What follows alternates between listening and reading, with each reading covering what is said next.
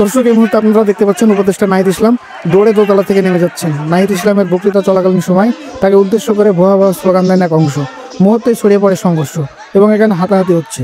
অনেকে বলছেন বৈষম্য বিরোধী আন্দোলন হওয়া প্রায় 7 মাস হয়ে গেল, কিন্তু এতদিনের ব্যবধানে আমাদের লাভ কি হলো?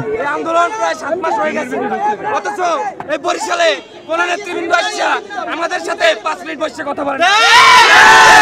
তাদের যত কথা তারা আহ্বায়ক বিন্দুর সাথে হোয়াটসঅ্যাপে মেসেঞ্জারে কথা বলে, আমাদের সাথে আমাদের সদস্য। এখানে তারা আরো বলছে যে সংস্কারের নামে তারা নিজেরা এখন কামড়াকামড়িতে ব্যস্ত। জোর করে ক্ষমতা দখল করে সেই ক্ষমতা টিকিয়ে রাখতে হিমশিম খাচ্ছে উপদেষ্টারা।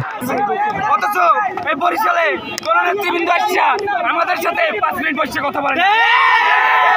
তাদের যত কথা তারা আহ্বায়ক বিন্দুর সাথে হোয়াটসঅ্যাপে মেসেঞ্জারে কথা বলে, আমাদের সাথে আমাদের সদস্যদেরকে। আমরা যে মহানগরের সদস্য, দর্শক, দেশে বিদ্যমান এই পরিস্থিতিতে বরিশালে নাহিদ ইসলামের উপর এই হামলাকে আপনি কোন চোখে দেখছেন জানাতে ভুলবেন না। আজ রাজ, জনতার কণ্ঠ।